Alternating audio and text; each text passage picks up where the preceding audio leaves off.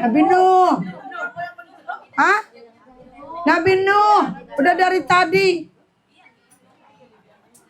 Matian ayam, katanya Nabi Lut.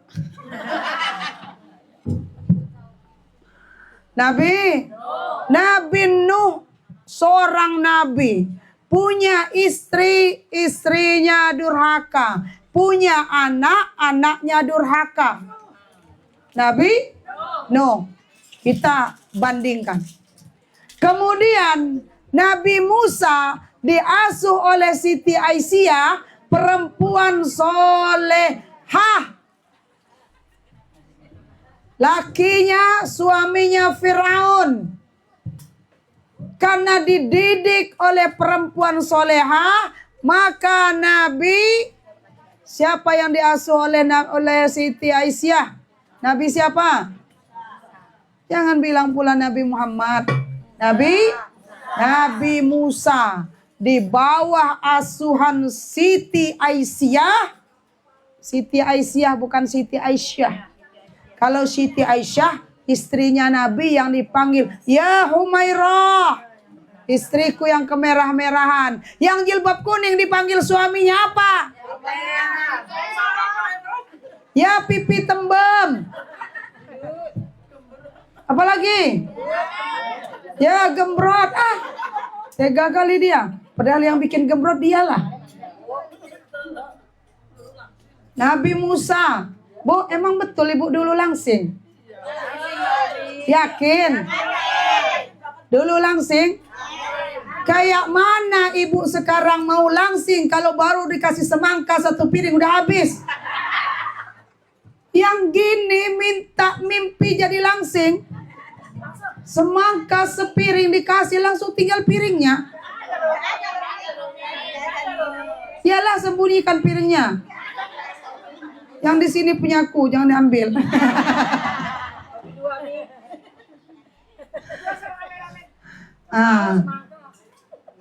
Nabi Musa di bawah asuhan Siti Aisyah.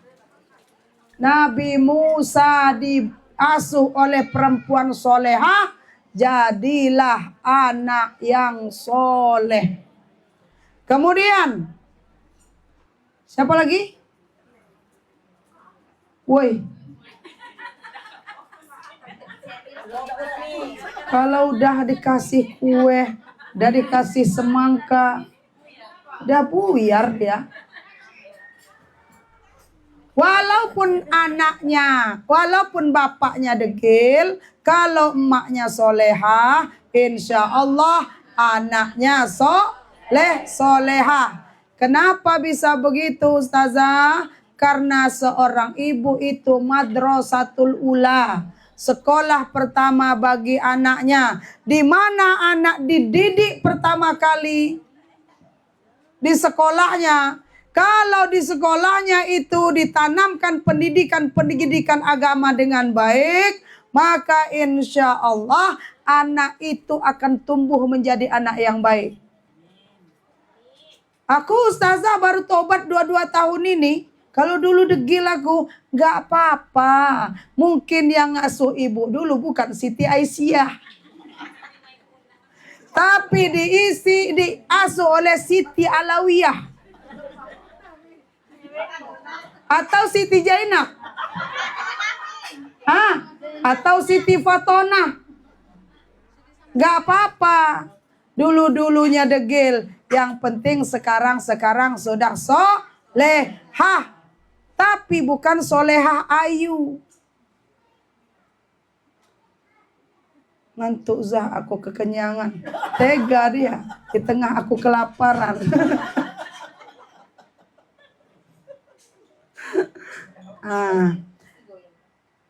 Jadi ibunya lah yang membentuk anak itu mau jadi seperti apa. Siapa yang mengajarkan kata-kata pertama? Nang ningkung ning, nang ningkung, nang ningkung ning, nang ningkung. Siapa? Ibu. Anak siapa ini? Anak siapa ini? Siapa? Ibu. Apa lagi? Nunjukkan ini semut. Siapa? Ibu. Yang ngasuh anaknya sambil nyusui solawatan siapa?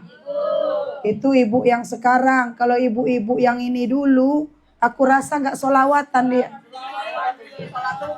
Dulu. Salatullah salamullah. Oh, belum rokot. Rokot aina ya syauqan. Belum. Salatullah salamullah.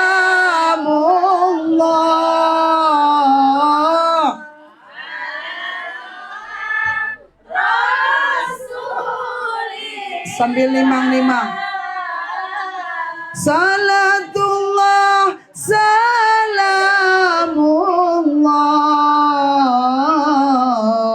ala yasin. Capek dia solawatan, diganti lagunya. Kau yang ku anggap tapi kebaikanmu. Makanya karena emaknya dulu belum solehah seperti sekarang, anaknya dulu aku nggak bilang,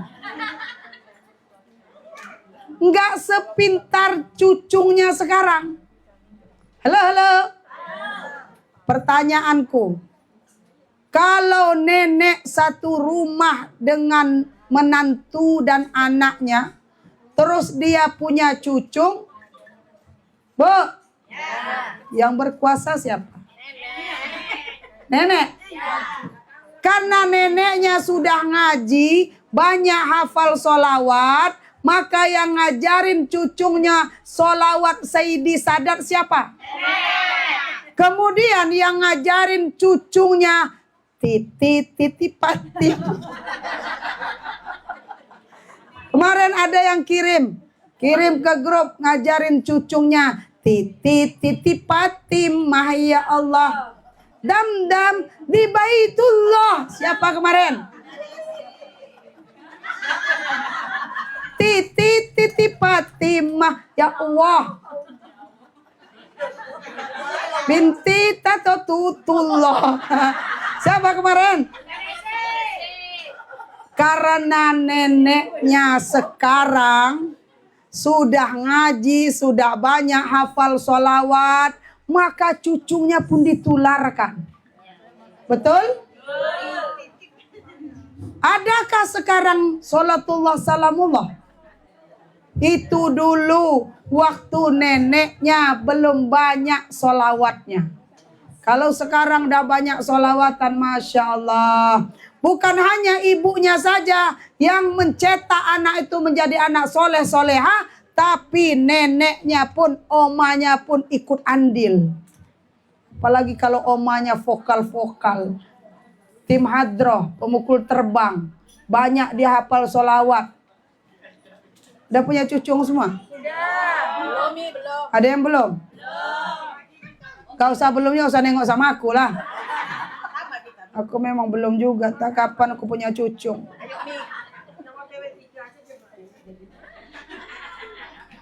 Itu udah kelewatan itu, bro.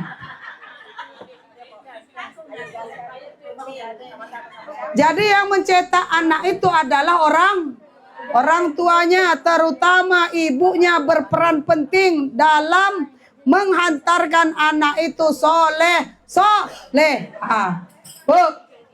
Woi. Anak itu adalah anugerah. Anak adalah anugerah yang tidak semua hamba Allah itu Allah titipi. Ada juga yang ada juga yang belum Allah amanahi anak itu. Maka anak yang sudah Allah titipkan, ada anak adalah anugerah, anak adalah titipan amanah dari Allah, anak juga adalah ujian, anak juga adalah perhiasan. 4 ini kedudukan anak dalam Islam di tengah-tengah kita. Karena banyak gara-gara anak, ibu nggak mau ngaji, gara-gara cucung pun ibu nggak mau ngaji juga. Kenapa ibu nggak berangkat ngaji? Tak bisa aku lagi ngaji sekarang. Kenapa Bu ngasuh cucung? Ya kan? Karena cucung itu adalah ujian. Cucung itu adalah amanah. Anak juga adalah amanah. Karena anak adalah anugerah, maka banyak kita mensyukurinya. Karena anak adalah amanah, maka kita jaga amanah itu sebaik-baik mungkin. Halo? Maka sekarang aku miris kalau ada anak di KDRT. Sekarang ini Bu, bukan hanya suami yang meng-KDRT istri, tapi ibu pun meng-KDRT anak. Kalau dulu kan sebatas dicubit aja. Aku pun dah kenyang dulu cubit ibuku.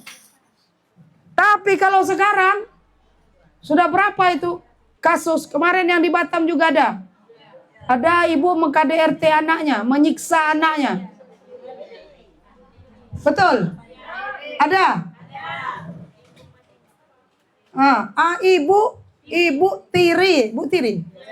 Ibu tiri menyiksa anaknya. Walaupun ibu tiri, ibu sambung, anak itu adalah amanah Allah dari kita. Maka dijaga sebaik-baik mungkin. Kemudian anak adalah ujian. Karena anaklah kadang-kadang sholat terlalaikan. Karena anaklah kadang-kadang Quran tak terbaca. Karena anaklah kadang-kadang tak sampai kita ke majelis ilmu. Halo? Tapi lain dengan yang satu itu. Anak darbuk itu. Masih dalam perut dia sudah ikut ngaji terus. Kemudian setelah dia lahir, ngaji juga. Maka namanya Nabila. Nabila itu adalah perempuan terhormat. Insya Allah nanti tinggi derajatnya. Tinggi derajatnya di mata manusia, tinggi juga derajatnya di hadapan Allah. Karena nama adalah doa. Nabila itu artinya perempuan terhormat. Rahma artinya penyayang. Itu anakku. Halo. Halo, halo. Nah, kemudian anak ini adalah aset kita. Anak adalah aset kita. Anak adalah aset kita karena idza matabnu adama in qata amalu illa min salatin, apabila wafat anak Adam terputus semua amalnya kecuali 3 perkara, salah satunya adalah anak yang soleh. Termasuk kita ini bagian daripada anak yang soleh untuk kedua orang tua kita, walaupun kita udah jadi oma-oma. Kita kan punya mak apa enggak? Kirain dimuntahin lahirnya.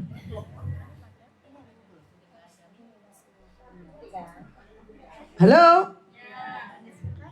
Anak adalah aset, maka kalau kita didik dengan baik anak-anak kita, diberikan pendidikan yang baik, nanti kita akan memetik hasilnya.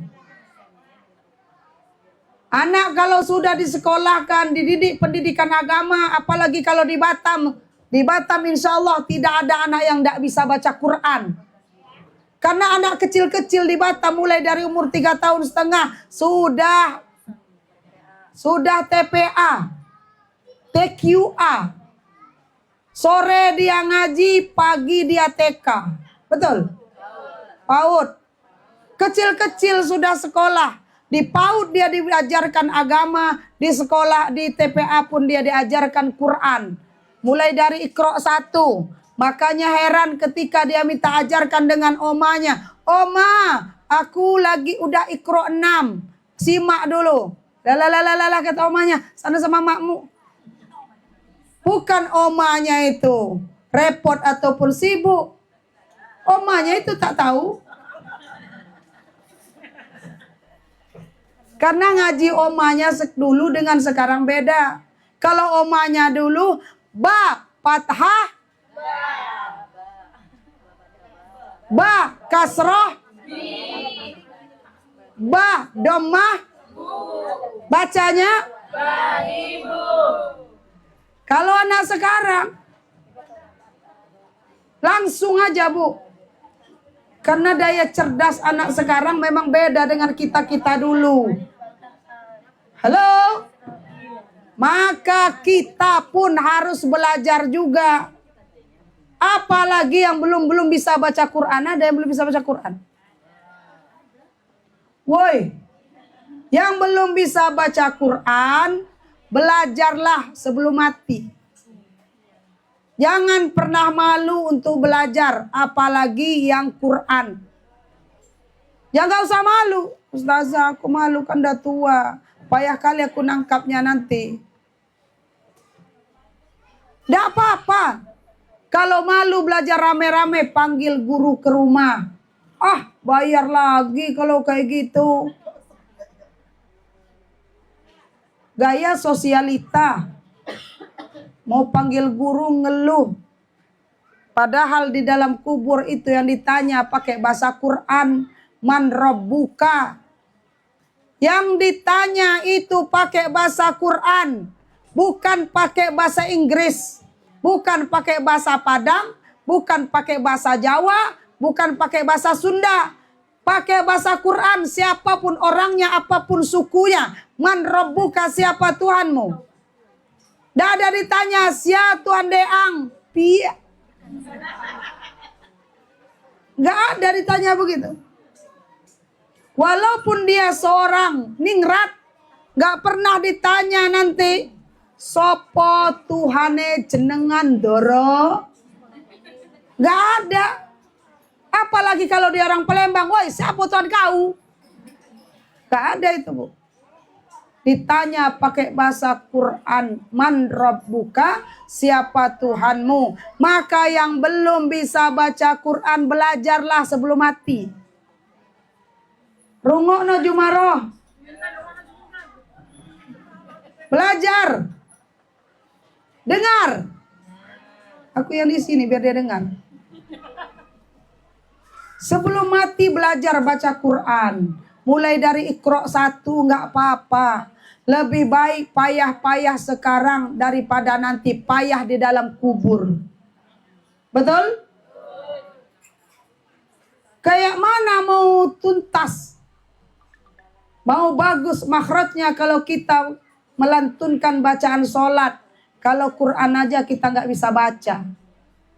Oh, kenapa Ustazah agak keras bahasanya? Karena sering saya melihat ketika Yasin tahlil. Kadang duduk di samping saya kalau saya ngisi-ngisi kajian. Dia baca bahasa Indonesianya. Sedih aku Bu. Mau ku tegur takut dia malu. Karena walaupun baik niat kita, kalau caranya salah, maka kebaikan itu tidak akan pernah sampai. Apalagi dia merasa sudah tua dari aku. Nanti kalau dibilang, aku kan dah tua. Masa diomongin kayak gitu? Tersinggung nanti, merajuk. Halo? Bukan 1-2 kali aku melihat kiri kanan aku. Orang pakai bahasa Indonesia, baca Yasin pakai bahasa Indonesia yang dibacanya. Padahal waktunya banyak untuk belajar. Maka belajarlah. Banyak guru-guru di sekitar kita. Datangi rumahnya. Kalau enggak pergi ke rumah. Atau ibu datang ke guru TPA. Ikut sama anak TPA itu ngaji. Woi. Macam mana? Ngantar cucung sekalian ngaji. Gas apa enggak? Gas. Daripada nanti kita ditokok malaikat. Umurmu sampai 63 tahun. Tapi kau tak pandai baca Quran. Bukan yang kau sibuk-sibuk sangat, tidak. Tapi tak mau belajar. Bagaimana mau dapat syafaat dari Quran? Kalau kita tidak pernah membaca Al-Quran. Dari wanti-wanti kata Nabi, Iqra'ul Quran, fa innahu ya'ti yaumal qiyamah syafi'an li ashabihi. Baca Quran, karena Quran nanti di hari kiamat akan mendatangimu dan memberikan syafaat kepadamu. Apa itu syafaat? Pertolongan. Quran itu akan nolong kita. Tapi ustazah aku bolak-balik kul aja. Nggak apa-apa. Daripada bismillah aja. Kul bolak-balik kul nggak apa-apa. Ya kalau mau ngapal anaba nggak nyantol lagi ustazah. Nggak nyantol lagi kalau mau ngapal anaba, nggak apa-apa kul itu saja. Halo? Sementara orang yang rajin baca Quran itu, orang yang Quran menjadi temannya, maka dia akan dimuliakan di dunia. Maka jangan heran, kalau orang tuh biasa saja hidupnya, sederhana, tercium pula bau bakso. Itu bakso apa tewan? Jangan lebar-lebar buka tutupnya. Udah buyar konsentrasiku mencium baunya. Nampak pula dituang pula sambelnya kan. Udah diwadah-wadahin pula. Jangan lupa punya aku, Bu. Belum habis kan, Bu? Belum. Ya, jangan dituang dulu nanti kuahnya dingin.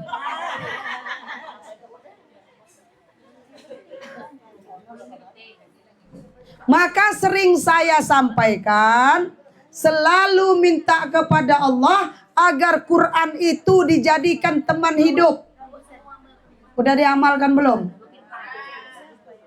Udah diamalkan? Ime, kipasnya bawa ngadep sini, Me. Sini, ngadep. Itu kan ada kardus depannya, Bu. Ini katanya sudah. Kayak rasa-rasa di pantai aku. Tadi pedih mataku. Tadi tawarin sudah. Halo? Sampai mana tadi?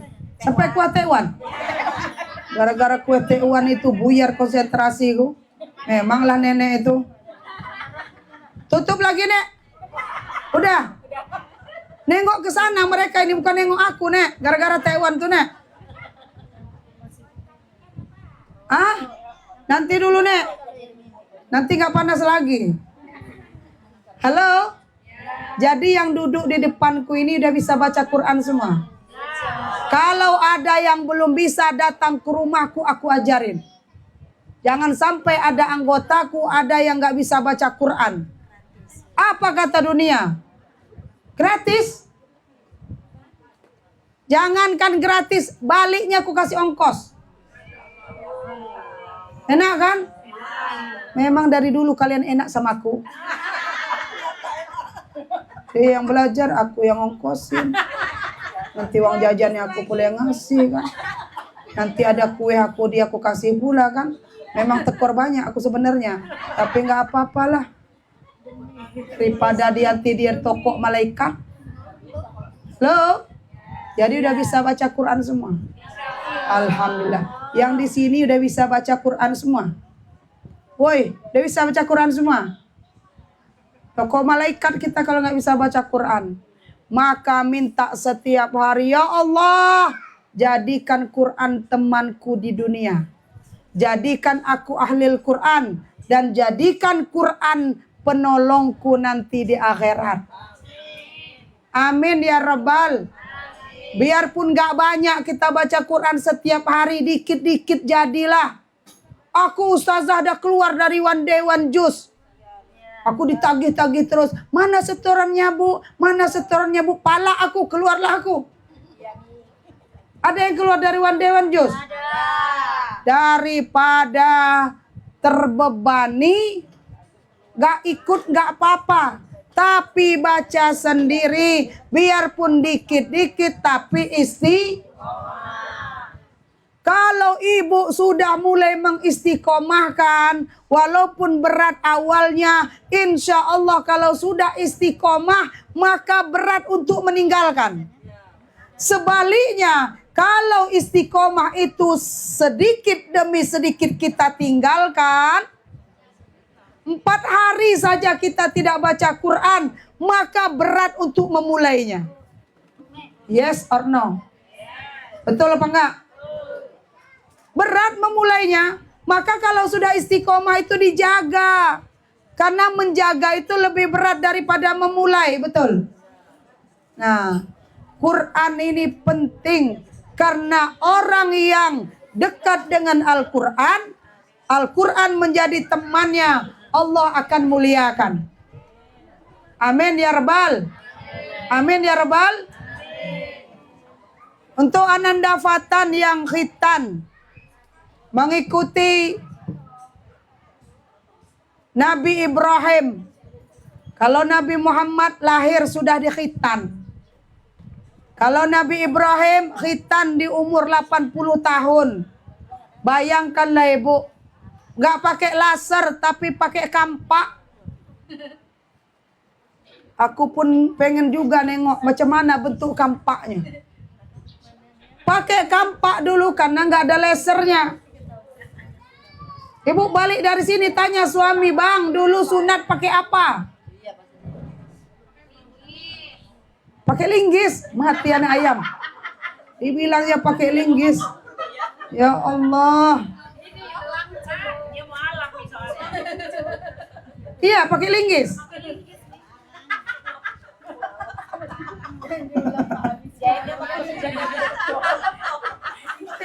Nabi Ibrahim dikhitan umur 80 tahun. Hidup di dunia 200 tahun. Berarti 120 tahun dia Nabi Ibrahim hidup dalam keadaan berkhitan. Khitannya sunat sendiri, nggak pakai dokter. Sunat sendiri bu. Nggak usah dibayangkan lah. Dibayangkan pula. Udah mengkerut jidatnya aku tengok tadi. Bayangin pakai linggis itu. Mengkerut dia bu. Nabi Ibrahim khitan umur 80 tahun. Kemudian khitan sendiri pakai kampak. Udah bengong dia. Dipikir-pikir macam mana dia motongnya dulu. Potong sendiri nggak ada dokternya bu. Bayangkan susahnya zaman dulu. Kalau sekarang enak. Ustazah kalau mualaf dia masuk Islam walaupun dia ada dewasa. Laki-laki dewasa sunat apa enggak? Wajib sunat. Maka kalau ada anak ibu, bu, kalau punya mantu, ada anak laki-laki melamar anak-anak ibu, tanya dia, Islam dari lahir apa tidak? Kalau dia bilang mu'alaf, tanya surat sunatnya. Nanti belum sunat pula dia.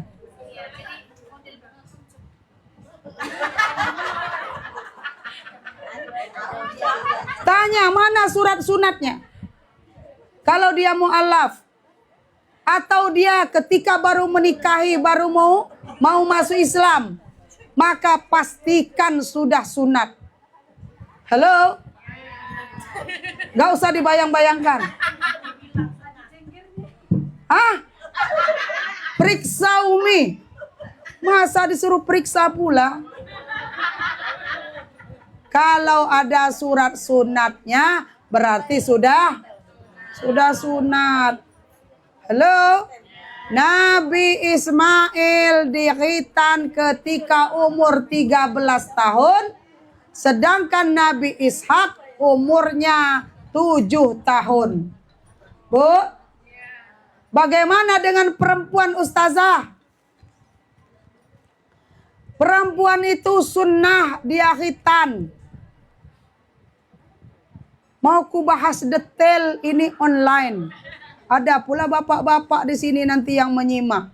Aku pun heran juga bapak-bapak ini. Ku tulis di sini kajian fikih wanita. Nyimak pula dia. Jadi wanita. Hah? Belajar untuk istrinya. Yang nonton bapak-bapak. Ku panggil mbak. Katanya bukan mbak ustazah. Bapak. Ditulis kajian fikih wanita. Datang pula di dalam akun ini. Nah, kalau diterangkan tentang perempuan, khitan perempuan, nanti hadir di kajian fikih khusus untuk perempuan. Hari Rabu ketika bab khitan. Cocok? Nanti kayak tadi malam pula. Ada ibu-ibu, ada bapak-bapak, ada anak-anak. Detil pula dibahasnya. Makanya gak menunduk dikit aku. Aku nunduk dikit. Kata Bu Desi, Ustazah kok nunduk? Malu ya dengarnya. Enggak, aku bilang aku ngantuk. Mahalul kiam mau terjelungkang aku. Acara Ba'da Isya. Ba'da Isya itu udah waktuku untuk istirahat. Karena bangunnya cepat. Sampai Isya nggak istirahat, nggak ada tidur. Halo? Nah, perempuan itu sunnah untuk dikhitan. Kalau kita perempuan khitan, maka itu kemuliaan untuk kita. Ustazah detail lah. Nanti lah ikut kajian fikih, jangan ada left. Kalau perempuan tentang perempuan. Walaupun yang hadir ini perempuan semua. Tapi tak yakin aku kalau yang di akun ini perempuan semua. Kadang ini perempuan semua. Kadang ini perempuan semua. Kadang-kadang ku panggil mbak rupanya abang. Dipanggil abang rupanya mbak. Bang, ku bilang gitu. Terima kasih ya bang sudah tap-tap layar. Dia di sini namanya Sirojudin. Rupanya yang nyimak marpuah. Tulisannya marpuah, yang nyimak itu solikin. Jangan terlalu sama online ini. Betul apa enggak? Perempuan semua katanya. Mirojudin namanya. Mirojudinin. Enggak taunya entah istrinya tadi yang nyimak nih. Aku pun enggak tahu juga. Bu, jadi perempuan kalau khitan itu kalau laki-laki ulama sepakat itu halo.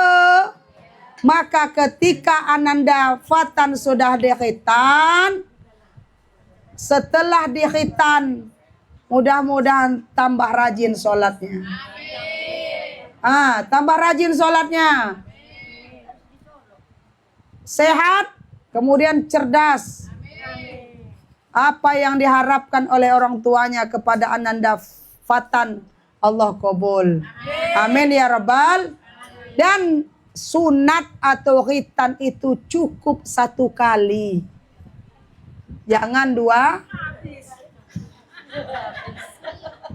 Cukup 1 kali. Dah 1 kali sudah. Jangan minta kedua kali.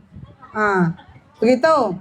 Baik ibu-ibu yang dirahmati oleh Allah, mudah-mudahan bisa bermanfaat. Wallahu muwaffiq ila aqwamit thoriq. Wassalamualaikum warahmatullahi wabarakatuh. Kita muasar, kita lanjut.